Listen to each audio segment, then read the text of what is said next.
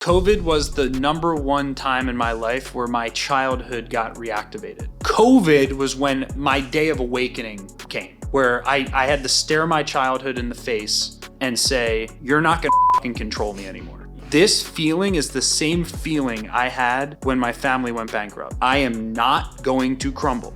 What's crazy is if you didn't have that experience, like you might have failed. 20 or 30% of my revenue went away like that as soon as COVID hit, because the courts were shut down. When you give those lessons that are so hard, it's like, why me? But then you realize later on in life, it's like, well, thank God I was forced to go through that, because had I not, you wouldn't have the fortitude to have gone through and seen it through maybe. The one and only Bill Cassidy, round of applause, hold your round of applause, give your round of applause. Bill Cassidy, how you doing? Thank you, I'm doing well. Thanks for having me. Oh man. I've never started a business, but I think I'll be a great guest on this. Thank you.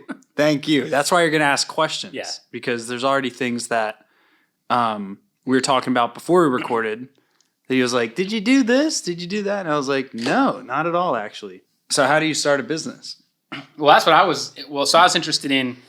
I don't know that anyone's ever heard I think maybe I've heard it a little bit. Other people have heard it a little bit. Yeah, let me preface something real quick. This episode is not necessarily about how to start a business, but it's going to be a story that on some of the habits, commitments, insights, lessons that I think led to SMB Team's success in the early stages, like early decisions that I made. So if you've already started a business and you're already successful, still listen to this, because there's going to be a ton of lessons and insights within it that you can use to benefit your business. But if you haven't yet started your business, you're going to also be able to find yourself in these stories and see whether or not it actually makes sense for you to start your business. So where should I start? When I was born? Think we should. How far back do you want to go? But maybe just maybe give people a quick catch up to like your professional working life and start there. But like catch up, maybe like a little bit of background, like who you are and maybe some of the things that shaped you. I think probably the most formative thing. I always like tell my wife that before yellowpages.com, I didn't know who the hell I was. Yellowpages.com was really where, for the first time, I got my footing, I guess is the way to say it. What were you doing there? Sales. And that was as a result of me. I was working with my dad prior to that, doing basically I was doing his marketing. He hired me to do really just like construction work for him, but I was really no good at the construction work. So he was like, all right, just stay home and build me a website, because he didn't actually even have a website. Yeah. But he was the owner of a masonry business, right? Yeah, well, he didn't really know what his niche was. So he did masonry some seasons, paving other seasons. So that's one huge thing. Were you expected to take that over, though?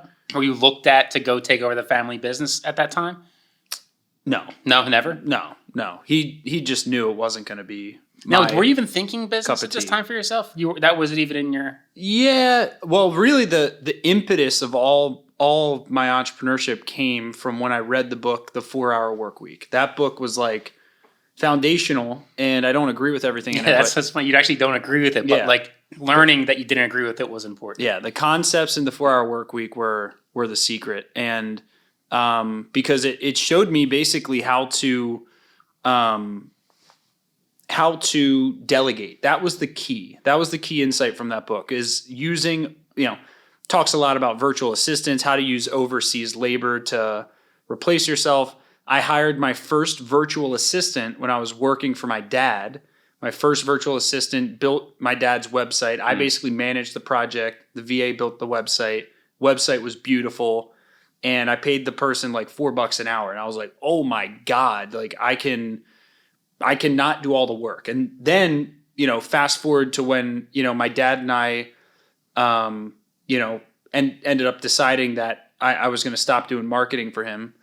I decided to start applying for sales jobs, and I was being interviewed.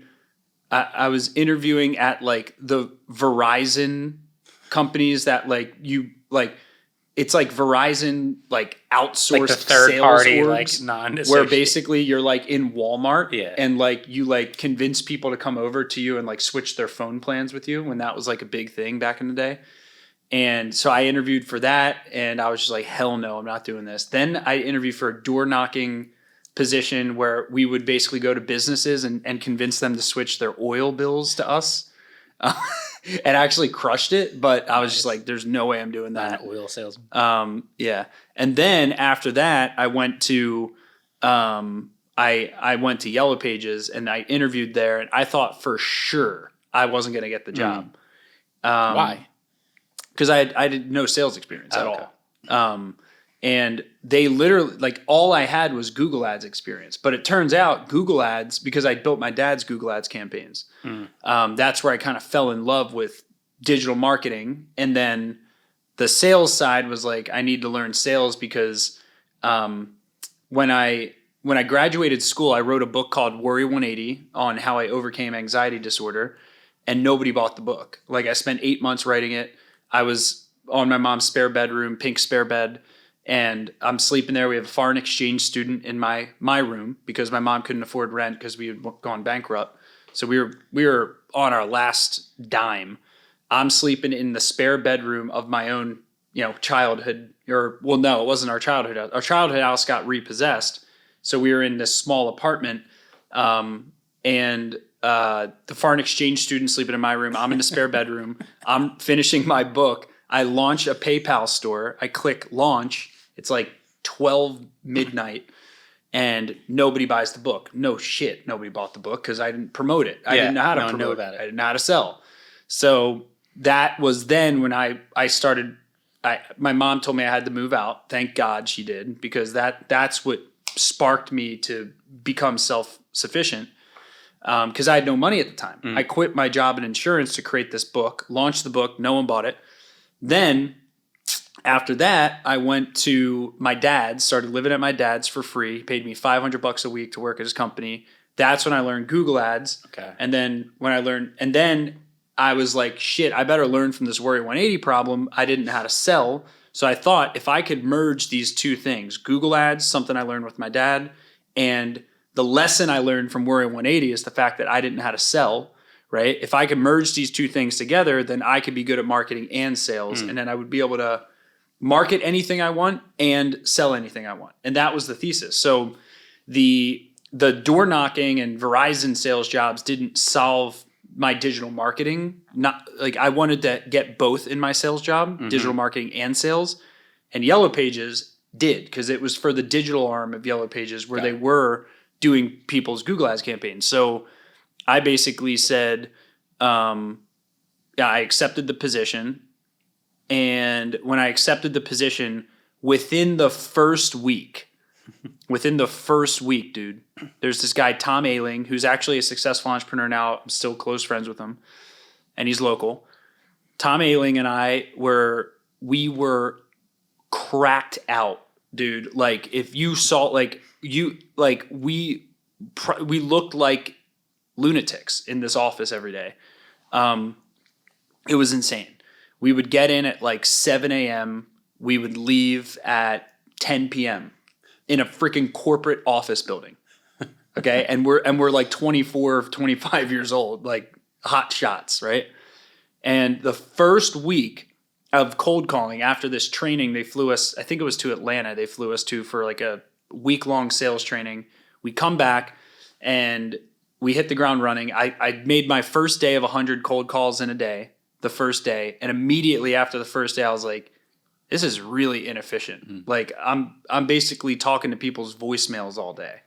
So I was like, what if I could use the lesson I learned from my dad of hiring virtual assistants? And what if I just hire a virtual assistant to make cold calls, leave voicemails? I gave this guy, his name was Tawheed. And Tawheed is now actually an entrepreneur in Bangladesh.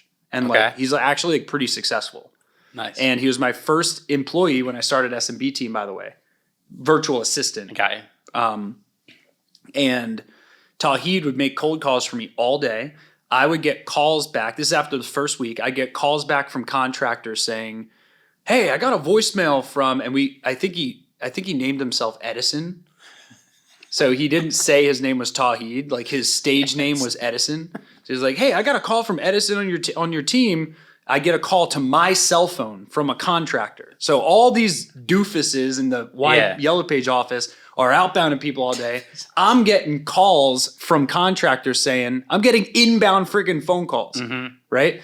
Saying, hey, I got a voicemail from Edison saying, asking if I could accept more remodeling jobs. Yeah, I can.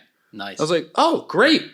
Let me tell you a little bit how we're going to help you get some of those remodeling jobs. And and then they would object and they would say like, oh, I don't have time for this. I was like, but you called me back. Obviously you're looking for more work. And why would you call me back if you didn't have time?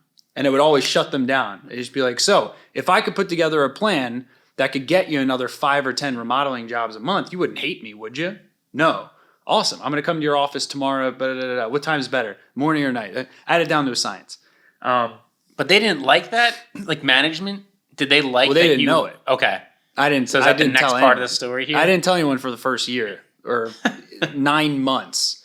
And then one day after I became the first week I was on the job, one day I came into the office, there was a speck of blood on my shirt. I didn't know it.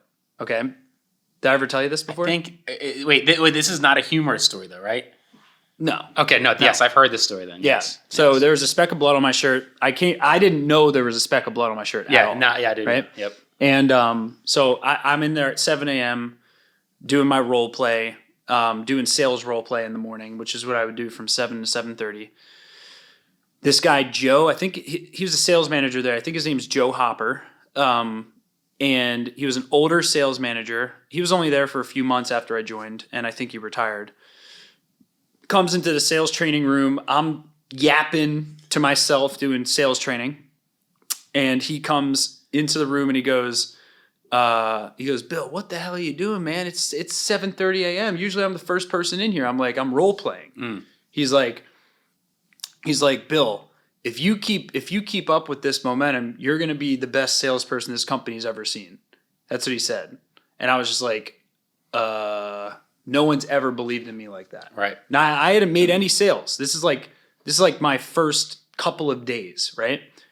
So I'm role playing. And then we start talking for a couple minutes, and I see his eye go down. Looks at my shirt. He sees a speck of blood on my shirt. He's like, "Hey, what is that? You got something on your shirt." And I turned my body so he couldn't really see it any closer. And I said, it's nothing. It's probably, it's something from my breakfast. Is basically what I said. He walks out. I look down at my shirt and I realize it was blood from my dad's nose. Because that morning, my dad and I had gotten into a fight in the kitchen of his house because this was, when I started yellowpages.com, this was basically the first time I was not dependent on my dad anymore, right? Mm-hmm. And that was tough for him. And it's also my fault. I was hard-headed and I was trying to break free and be independent. And we ended up just, raising our voices at each other. And he ended up, saying some hurtful things to me. And he tried pushing me and I pushed him back. And when I pushed him back, my nail clipped his nose. And that morning, nobody knew this in the sales office because I refused to tell anyone. That morning, I had moved all my stuff out of my dad's and I had nowhere to live. Damn. So that morning, when I was in that office at 7 a.m., I was technically homeless. Like I had nowhere to live. I was so committed to my sales job that I didn't even figure out where I was going to live until like 5 or 6 p.m. that day. So you were able just to compartmentalize that for the day? Like you got to work and were you able just to forget about that? Yep. That's crazy. I was just thinking, I'll just sleep in my car. And the car was literally, the car costed, I don't know, $500 or $600, maybe $700. And it was this white beat up like Jeep looking thing. There was rusted holes in the floor. Like if I didn't pay attention, my foot would go through. The Flintstones. I was so embarrassed by the car. I was so embarrassed. When I'd go to sales presentations in person, because I would sell a lot of people locally, I would park my car like 5 blocks away from the sales presentations. So at that rock bottom point, that's when I started forming the habits that made me an entrepreneur.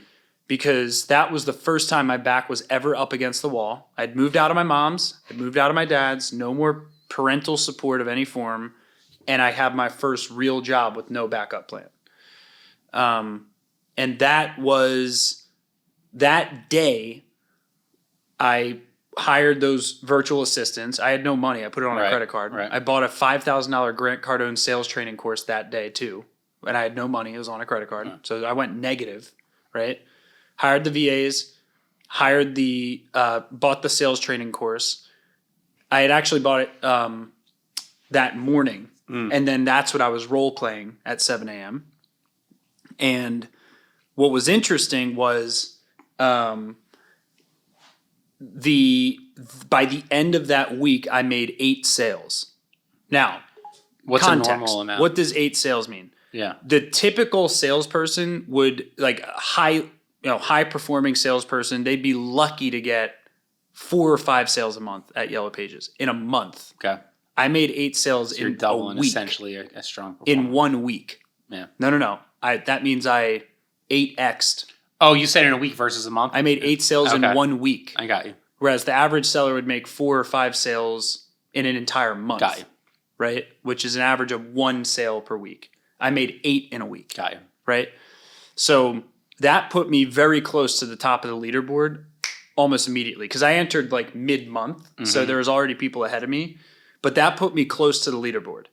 When I saw they did these Friday reports where they would send out the leaderboard of the sellers in the local office, it changed my freaking life. It was the first time, because I grew up racing dirt bikes. Right.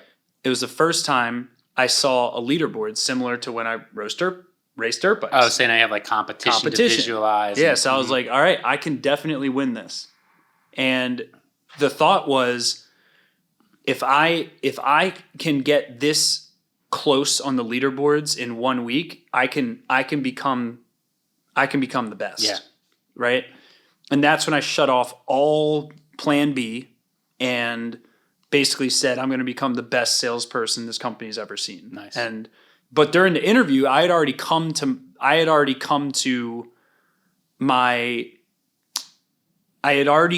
resolution that I wanted to make $400,000 in my first year. Yeah. Right? And I told my sales manager that as part of the interview.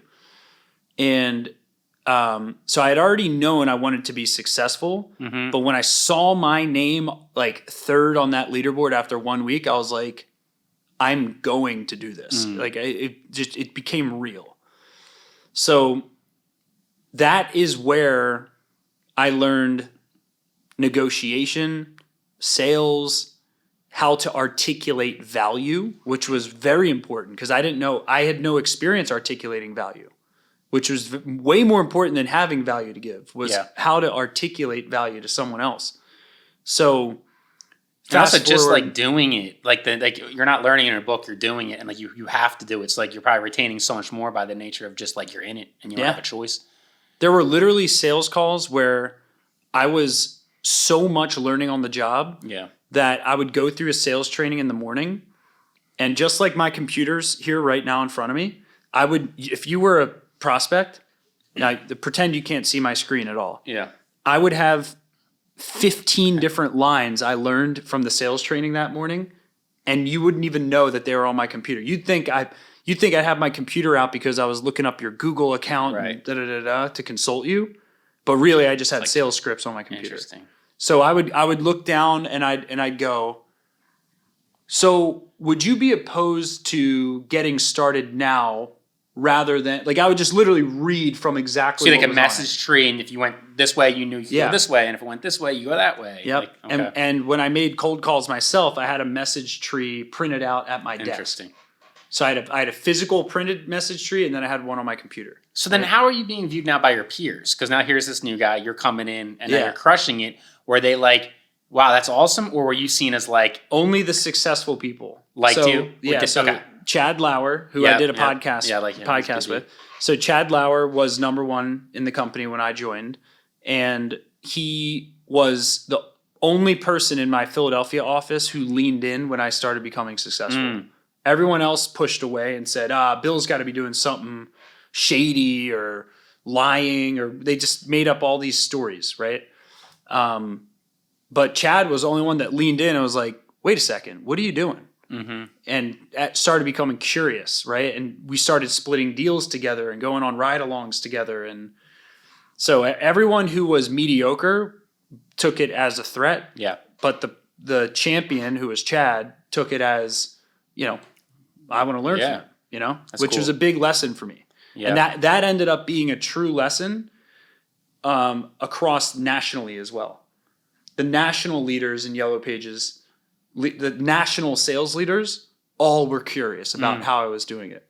The average people all criticized it. So that was a big lesson for me in cultivating open-mindedness, was what I learned from Chad and how he leaned in. So now this is where like, okay, it goes into the part where you asked, did I have this grand idea or like multi-month plan of starting SMB Team? Right? Yeah, I just kind of thought it would have to be some kind of a build-up where like you would just get, I don't know, frustrated, or just, you're not happy with the status quo where like, hey, I can do this, and that builds up. But I was interested to hear that in fact was not your like thinking pattern. So explain that. Yeah. So was there like a multi-month plan to me starting SMB Team? No. When you are number one in sales in a 3,000 person company, it's very hard to have a side hustle, like almost impossible. And you didn't want to, right? Like you wanted to crush sales. I wanted to crush sales. That was my number one goal. Yeah. And basically like towards the 18-month mark of me being employed there, that's when I formally won the number one role, the number one salesperson. I formally won that award. And that's a big deal for President's Club, and I was number one in net business for the entire company for the year.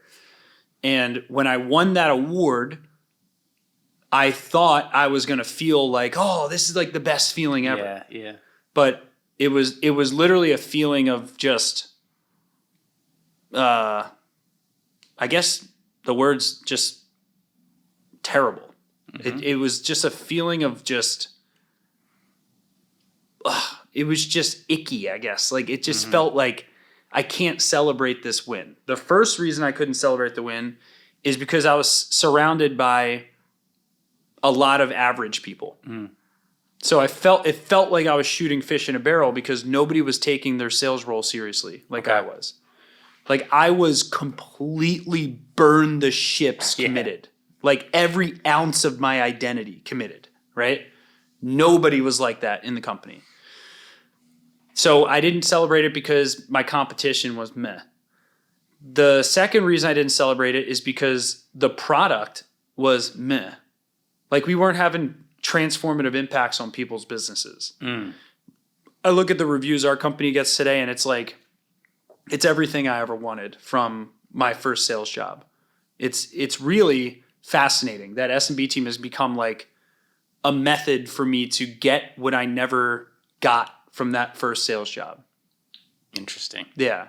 It's been a method for me to build a business that creates transformations for people, because I didn't get that feeling. And as a salesperson, that sucks. Yeah. It sucks when you sell something to someone.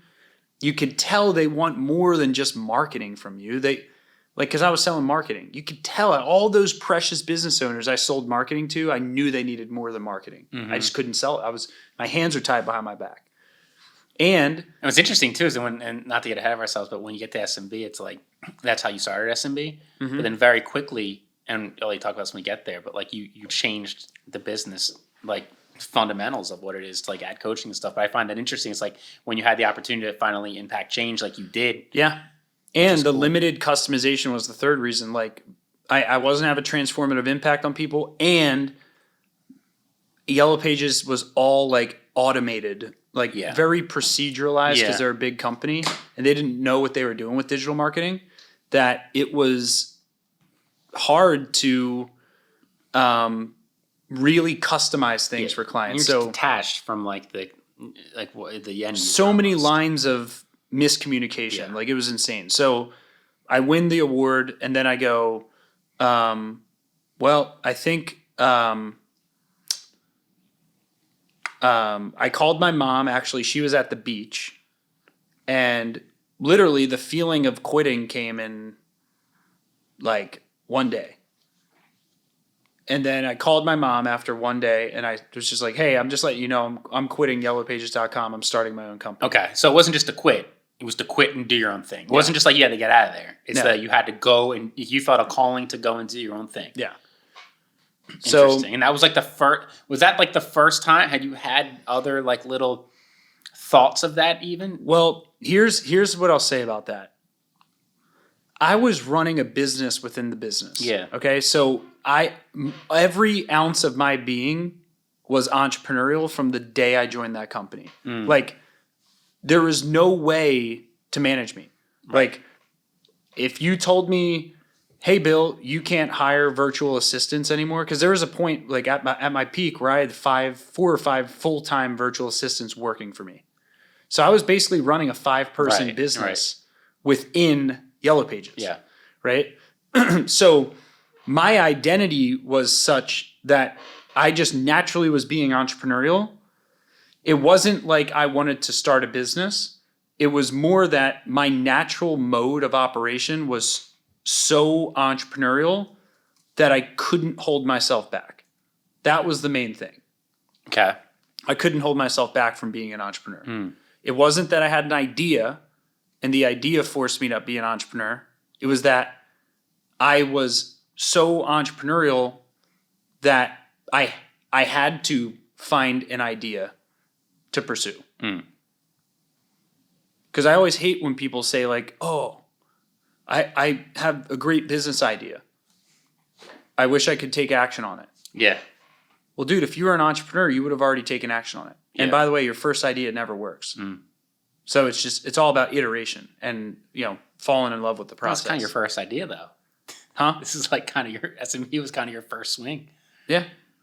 Yeah, but I didn't know what it was going to be at that point in time. Yeah. So, but you said your first idea doesn't work. I'm just saying. Yeah. Well, the name of the business I got it. Got kept, but the first idea didn't work. Okay, because the first idea was Google Ads for contractors. Okay. That's what I did for the first 4 months of SMB Team. Are we doing Google Ads for contractors now? Got you. No. I didn't even know that. Yeah, there was no niche specialty for lawyers at all. Interesting. So, but how do you get from contractors to lawyers?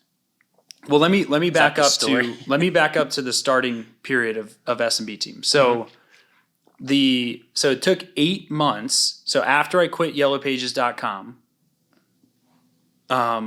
it basically took 8 months for me to make my first sale. 8 months to make my first sale. Insane. So why did it take 8 months? Well, because I wasn't secure enough to make my first sale. That's what it ultimately comes down to.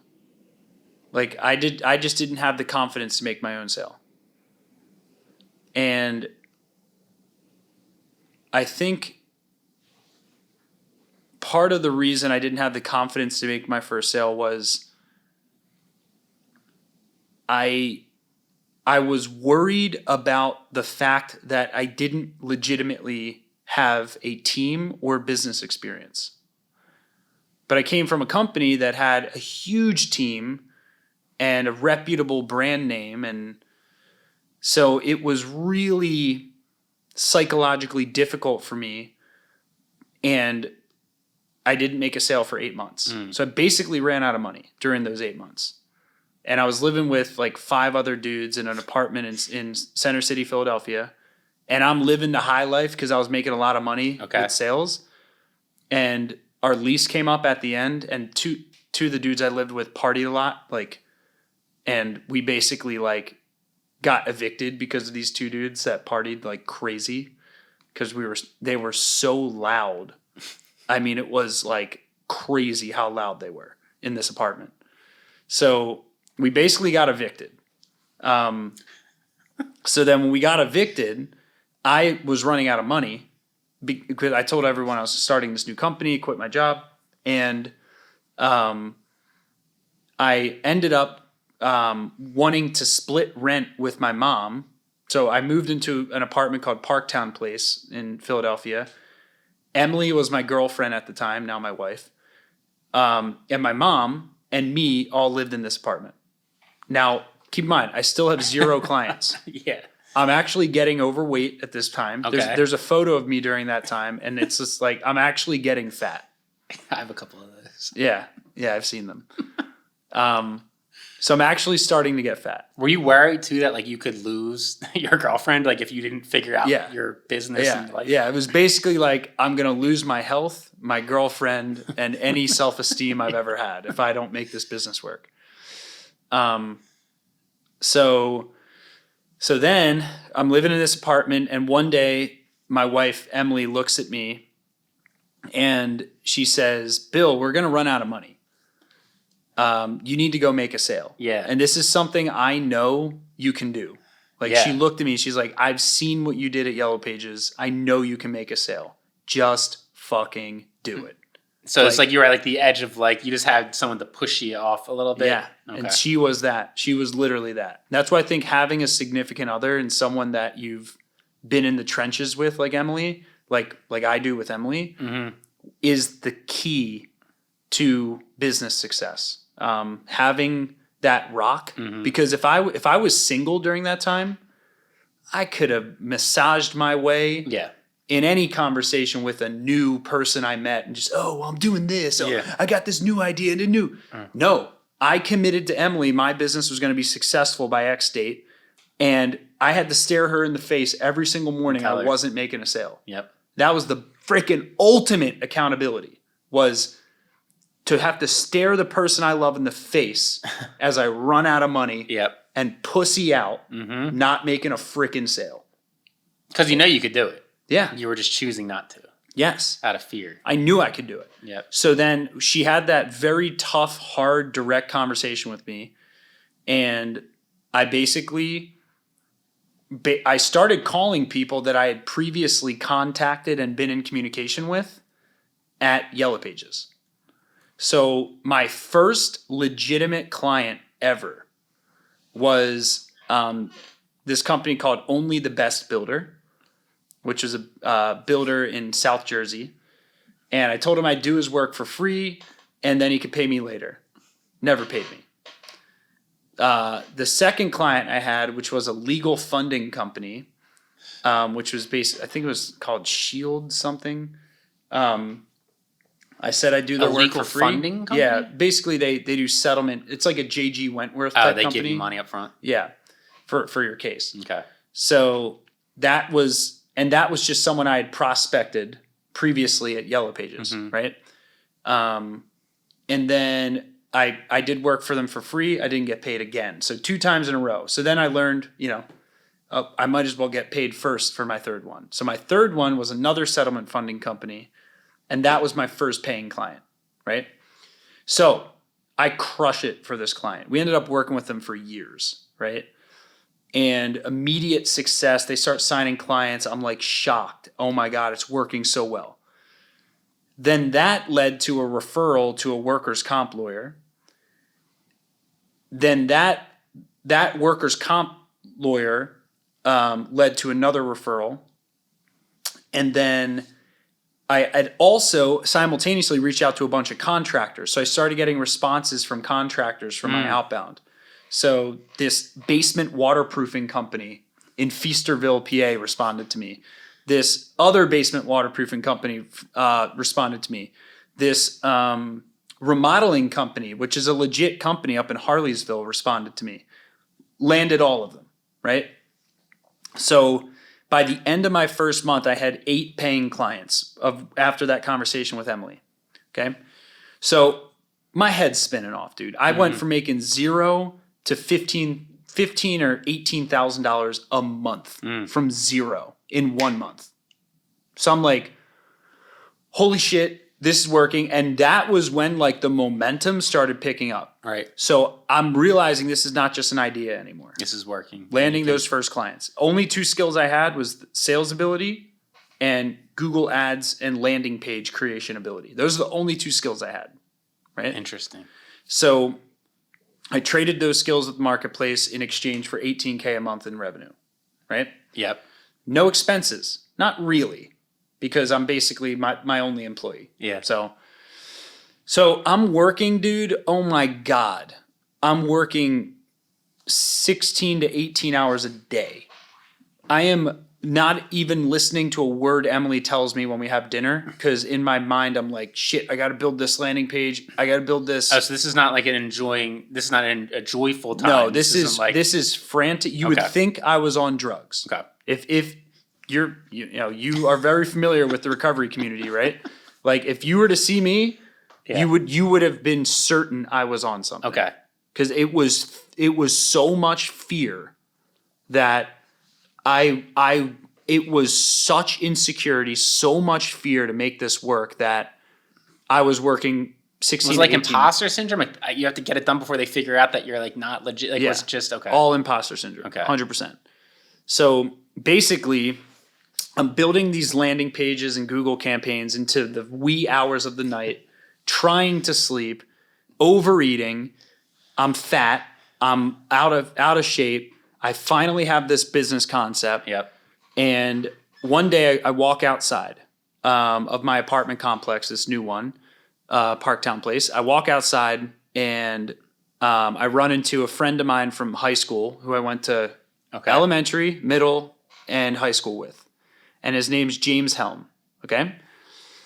And James Helm is now Top Dog Law. I think it's so funny that you guys are childhood friends. Yeah. That just worked out. So I run into him after not seeing him for a very long time, like probably 8 years or more. Run into him, and he happens to be moving into the same exact apartment complex as me. That's so funny. So I'm like, we start talking. 2 days later after meeting him, I think I helped him move into his place. And we drove in my car. We were talking about what he was going to do through this hiatus he had in law school before he got his law degree and could start his law firm. And he's like, yeah, dude, I got like 6 months to kill. And then I'm going to probably start my own firm. He didn't know what the name was or anything. Mm-hmm. And so then he goes, can I work with you? Like maybe we could work together with your new company. And my freaking head's spinning off, dude. I'm just like, yes, I need help, right? And he was willing to work on a straight commission basis with zero base salary at all, which is perfect for me. So he basically started doing new sales acquisition for SMB. And because he was studying for the law, he had a Rutgers.edu, because that's where he went, email address. So he would email attorneys from his Rutgers.edu email address. And he would say, hey, meet for lunch, or it was some stupid headline. Right. But when they read it, he said, hey, my name's James Helm. I'm a Rutgers law student. I'm about to graduate, and I'd love to get lunch with you to talk about what's made you successful in your law firm, whatever. And people took the calls, gobbled them up. So James went from no appointments to like dozens of appointments a week with law firms. And because I already had success with these 2 prior law firms that were referred to me through that legal funding company, I already had success. Okay. I started selling basically the success we already had. Right. So it was basically cut and paste. It was like, hey, I did this for this guy. Do you want something like this? And they were just like, yeah, sounds great. So we landed some amazing firms in the Philadelphia area, primarily around here. And then we started branching out nationally. And because of James, I had a couple contractors who failed to pay their bills and were pains in the ass to work with. Right. James was becoming an attorney, was crushing it through outbound with attorneys. And I start going, shit, maybe we should just become an attorney marketing company, right? I did a little bit more research into it, found out that the legal niche is like quite recession proof. It has good intrinsic kind of economics in terms of how high the average transaction value is. So if we land an attorney 3 or 4 clients a month at our historical price They make a lot of money from and they us. can afford to pay. And they can afford it. Yeah. So I thought, okay, let's just target attorneys. Took this online marketing course. All this shit is steering the ship as a tidal wave is approaching. And you're steering a little bit away from the wave, and then the wave kind of tapers down. You're like, okay, let's go over here. Okay, and then the wave comes up again. Oh, shit, over here. So it's all like last minute steering, right? Yeah. So I took this I took this course on how to start a digital marketing agency. By the way, all of my free time when I was running SMB Team was doing personal development. All of it. All of it. And is that when that started? Were you a personal development guy before that? Yeah, but I was more secretive about it. Okay. When I was in sales, I was definitely a personal development guy. When I was in college, I was a personal development guy deep down, but I was afraid to share it. Okay. When I started becoming successful in sales, I started becoming public about the people I was listening to. So it was never the discipline was never the issue there. It was like fear of criticism. Yeah. People saying, "Oh, why do you need self-help? Do you have a problem? Why do you need help?" You know? Yeah. So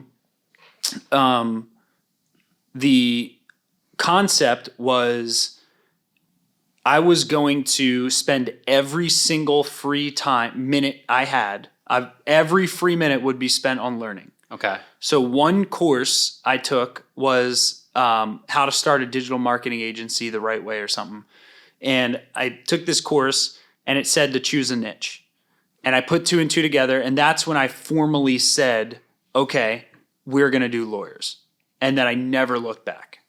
Now, after that little situation, of running into James, and by the way, working with James was like such a blessing. I mean, it really was, because had I not had him, it would have been so lonely. I mean, it would have been torturously lonely. That's good. And James was like really in shape. Okay. And like that also had an impact on me because he was working almost as hard as me. But he was also really in shape. And that showed me, oh, well, we can still work this hard and I could still treat my nutrition right and not get overweight. So that was great to see him work as hard as me and be in shape. So that really helped me. And so we probably got to like, I don't know. He interviewed people with me too. And he wasn't even my partner. He like pretended, there was when I hired my first employee, okay? James and I sat in this co-working center of Parktown Place. By the way, we would invite, because I had such a shallow sense of self. Yeah.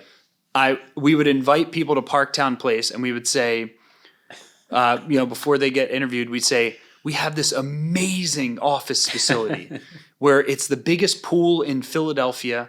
We have working spaces. There's a deli right next to our working spaces. You're going to love it. People would always pull up and immediately call me and say, we're at an apartment complex. I thought you said this was like an office space. I was like, oh, yeah, no problem. Yeah, just make sure you go to the basement. That's where we work. So then they'd come in and we would go to this co-working area in the basement, and that's where we'd work every day. Nice. And then on the first floor, there was this open area where people would have like events. And James and I did our first interview there in person. We dressed like professionals, suit, tie, everything for our first interview. And oh my God, poor dude, hounded him with a million questions. And because I've always been very outlandish, at the end of the interview, there's a gym on premises. We go over to the gym and I challenged him to a pull-up competition. And then at the end, my hiring criteria was, all right, how did he do with the surprise of the pull-up competition? Like stupid shit that had no tie to whether he was, and we hired him. So then that allowed me to offload my first clients to him, which was the scariest shit ever. What if he screws up these clients? Yeah. So he actually started handling all the monthly calls with the clients, and he started handling the builds of new campaigns. which allowed me to focus more on new sales with James. So we start signing up a ton of clients. We get to maybe like 50 clients. Let me do the math on this. So 50 clients by the end of the first year, 50 times, our price was $14.97 at the time per month. Okay. So probably by the end of the first year, we probably had 35 to 40 clients at the end of the first year. Okay. Maybe like 35 clients. So at that point, I'm like, we can't keep working in this shared workspace. I need to get a real office. Okay. So my first office was, and the reason I chose Ballackinwood was because of tax reasons, because we were in Philadelphia. I didn't want to pay Philly tax. And you know the building that was just demolished down the street? Yeah. That, did you I worked there for like a week. Oh, really? Yeah, I worked there it was like 2 days. Shit. I got hired on Halloween. And that was my like one of the God. last times there. Yeah. So the office there, that was not the office as you saw it was not the first office. Okay. But it was in that building. It was way smaller. It was a 2-room office. And it was like nothing. Like old school style. Yeah. You walk in, there was a sink, and then there was 2 small square cubicle. Yes, that's all you need. Cubicle-like rooms. 2 cubicles. I had a room, and then we had an operations room where there was like literally, well, at one point there was Greta, 3 or 4 other employees, others that I won't name, and that was it. So it was basically they would do the work on the clients all day. I would sell all day. Okay. I was just freaking. But what was your mental state? Closer, bro. Were you happy here, or was it still a little frantic, or a little bit of both?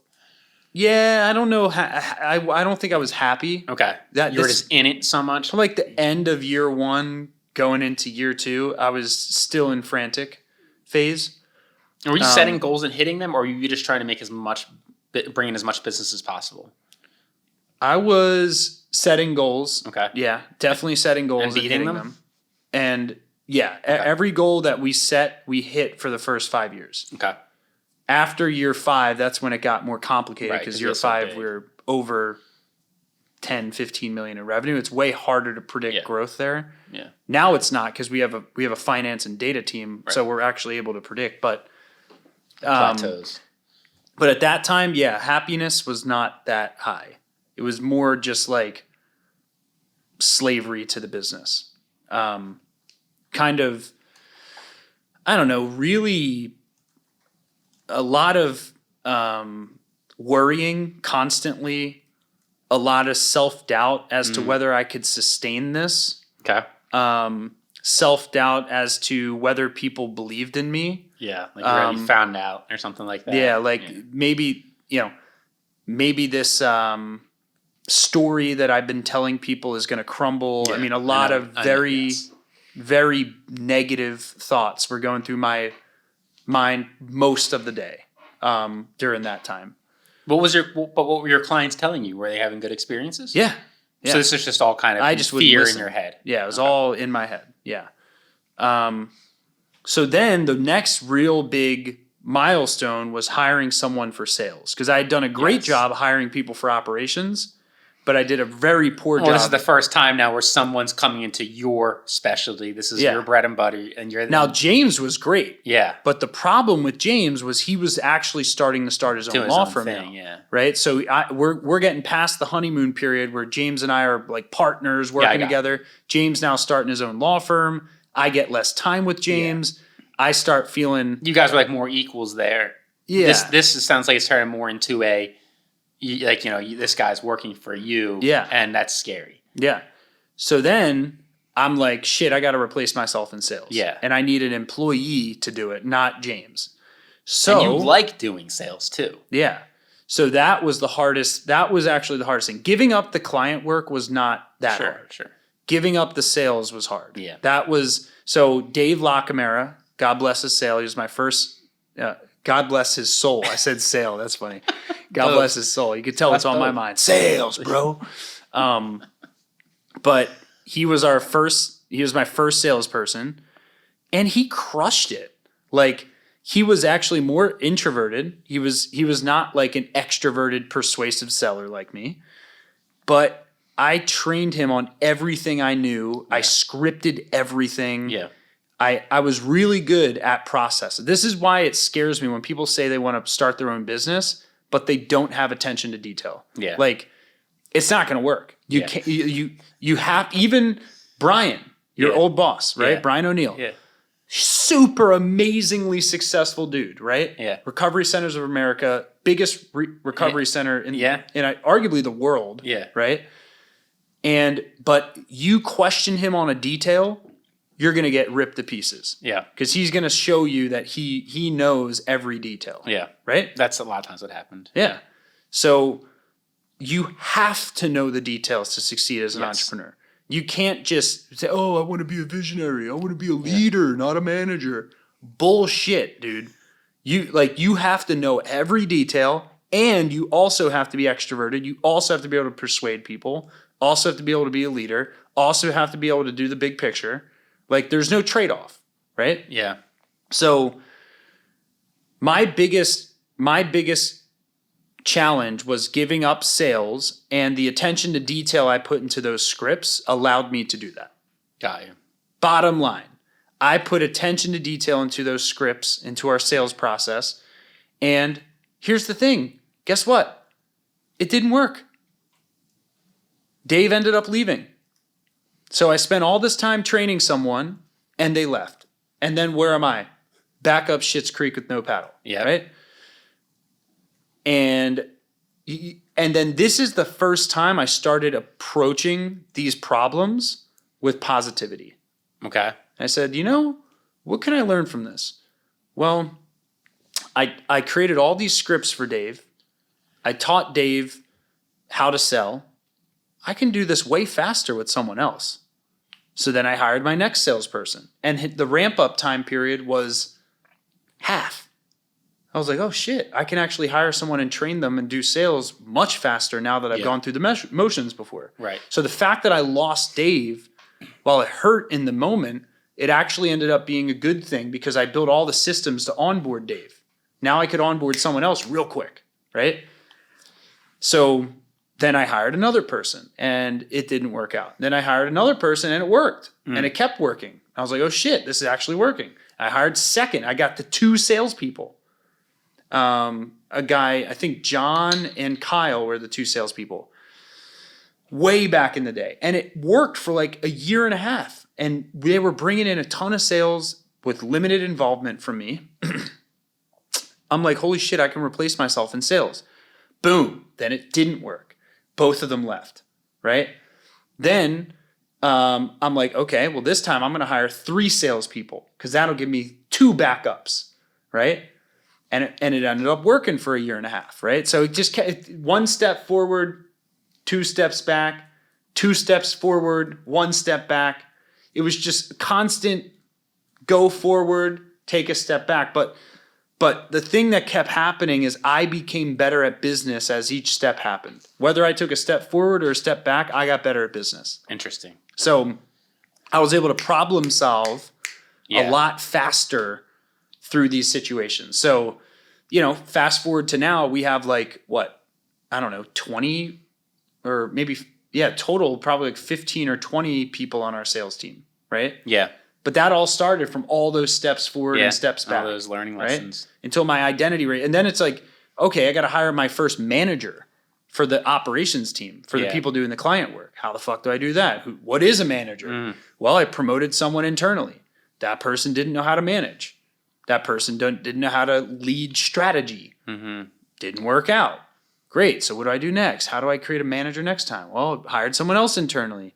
By the way, Stephanie was one of the internal promotions that I did back in the day, right? Yep. And that worked out. Now Stephanie's like a high-level leader in our company. Yeah, she's awesome. Right? So, I made way more mistakes than I did right decisions. Right. But it was almost like you needed to. Yeah. And it's like better that you made him then. But the key was I made decisions. I never ever let myself go into indecision. Yep.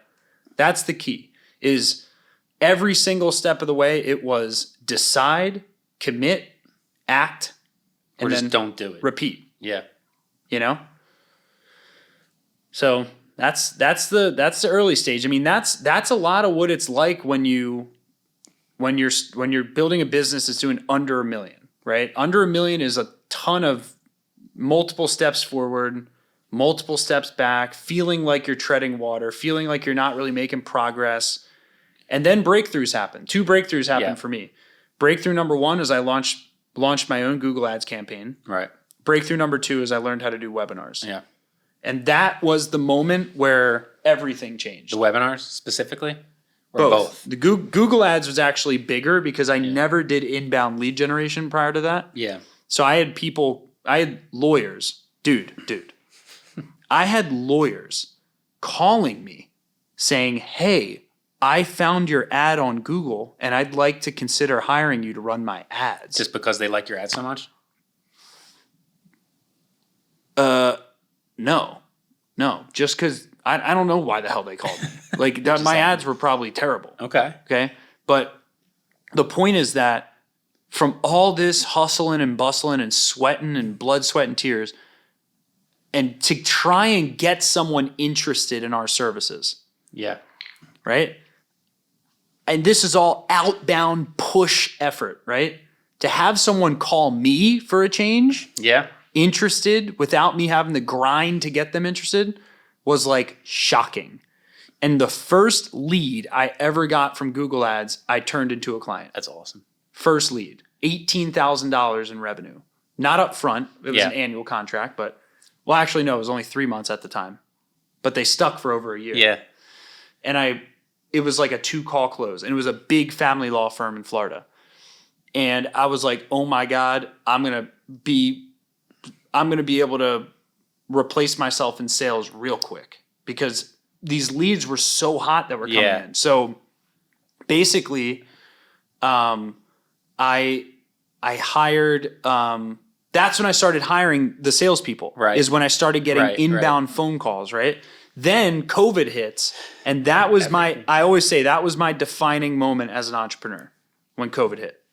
It's like you were given all the tests you need right at like the time that you needed to learn the lessons you needed to learn. It's almost like COVID.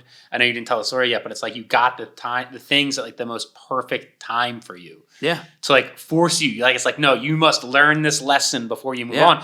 And that, in fact, I think made you really successful. It's like you had to. That's because I chose to, for whatever reason, probably because of the fact that my family went bankrupt and I felt like there was no plan B. But like it prepared you for something like COVID, which nobody really had any plan for. COVID was the number one time in my life where my childhood got reactivated. Interesting. Yeah. Every other thing was really just like this demon inside of me to be successful. This icky, dark drive that drove me. Very fear-based, insecurity-based, but great entrepreneurial impulses allowed me to get through that period, even though it was primarily negative, emotionally negative. COVID was when my day of awakening came, where I had to stare my childhood in the face and say, you're not going to fucking control me anymore. Yeah. And say, this feeling is the same feeling I had when my family went bankrupt. Yep. And I am not going to crumble. I am going to innovate my way through this. And then held my first webinar. That's crazy. And my fourth webinar ever, I had 3,777 attorneys registered. And what's crazy is if you didn't have that experience, like you might have failed. Yeah. Because you didn't have the 20 or 30% of my clients paused their marketing with us. 20 or 30% of my revenue went away like that as soon as COVID hit. Because the courts were shut down. Like, dude, I don't need you to market me right now. Yeah. Courts are shut down. Yeah, so it's like the whole world was in shambles. When you give those lessons that are so hard, it's like, why me? But then you realize later on in life, it's like, well, thank God I was forced to go through that, because had I not, you wouldn't have the fortitude to have gone through and seen it through maybe. Yeah. Which is, I find very interesting. Well, the belief I've now cultivated is that adversity defines me. So like the fact that the year of COVID, and we ended up like quadrupling our revenues that year. We went from 1.5 to $4.5 million in 1 year. Well, that's what's great. It's like not only did you survive, like you thrived, and a lot of businesses failed during COVID. But you see, like in like even restaurants, like the ones that reinvented themselves, they actually thrived, which is it's like a good lesson for anyone. It's like whenever whenever something goes bad, there's always opportunity to just find a different way to do it. Yeah. It almost harkens back to your Yellow Pages days. It's like, okay, you can either do sales the same way you've been doing it, or you can innovate. Yeah. And it's like, choose. Well, that's because like also the Google ads stopped working when COVID hit immediately because people weren't searching for a law firm marketing company. They were too scared about their own survival to switch their marketing. Instead, that's why the webinars work so well, is because people were trapped at home, courts were shut down. We basically had a captive audience. You get mass attention from a group of people. But they weren't searching for solutions, so we became the solution they didn't know they need. Yep. And that's what our webinar series ended up being for 3 years. So that's really interesting. And that was the defining moment, as not all the rest of the shit before that was just decent entrepreneurial impulse, a bunch of fear, a ton of negative thoughts, which I tried to win over these negative imposter syndrome thoughts through meditation, goal setting. Think and Grow Rich was basically my identity, like commanding my goals into my head every day. But I couldn't get rid of this dark energy during that period. But when COVID hit, that's when a chapter in my life changed, where the dark energy started going away and the fear started going away. And then abundance really crept in, I'd say probably 2 years after COVID. 2022 was when I stopped feeling I have to prove myself. Now, I don't feel that I have to prove myself. Like I feel I can state the objective truth about every aspect of our business because I believe in me. Interesting. So it's a great feeling. My life happiness is as authentic and as high as it's ever been now, because I feel that I have proven to myself that I'm not a fraud. Now, would I recommend that or wish that upon anyone? No. You don't have to wait until you're successful to stop feeling like a fraud. But for me, I had to. So because I didn't trust myself. So probably do a whole episode just on the mindset of like getting from fraud to like, who you really are. Yeah. So many people. I struggle with that. A lot of people do. And I struggle the most, and the thing I'm best at too. Yeah. It's like that's how it is. Yeah. Same thing. Like why did I have to tell people when I had technically when I started SMB Team, I had like 15 virtual assistants set up, ready to do people's work or ready to work. But I would position myself as 15 employees. Yeah. Why did I say that? Why couldn't I just tell people, hey, it's just me right now, I'm getting started, and just position it as, hey, you're getting in the door early, I'm going to give you the best absolute work. Why did I have to position it as some big company when I wasn't? Someone has to buy into this or co-sign my shit for me to feel good about it. Yeah. But had I not gone through that, I wouldn't have felt what that negative, dark energy feels like, because I had to live with myself overstating things, and I had to sleep with myself at night. I had to feel that I was misrepresenting myself. I had to feel that emotion in order to never want to feel that emotion again. I know what that's like. So now I'm like as transparent as they get because I don't want to feel that ickiness of not being transparent. And it's like, what do you gain by hiding it or tricking people? Like that's a realization I came to. It's like I could hide what was really going on or whatever, or try to sugarcoat things, but it's like, what's the point? Yeah. I'm just tricking myself. I'd be the cleverest guy, but if like it's just, I'm just tricking myself, at the end of the day, who cares? It's cool that you were able to though embrace that. And then did you struggle though, like from then on to where you are now in regards to like did that belief ever get like challenged for yourself? Did you ever have times where you have to like remind yourself, or are you pretty good? Not anymore. No. Yeah. I went through way too much mental turmoil to ever let and your that systems shit and processes are also really, I feel, set up to help you. All just imposter syndrome prevention systems. Yeah. So, all right. Well, this is the end of episode number 2 of the Bill Hauser podcast. Hope you got some value from my ramblings. I wish you could see my dog just sleeping over there. She's used to me talking all day long. So make sure that you subscribe. I'll see you in the next one. And go do something spectacular today and don't wait. All right. I'll see you in the next one.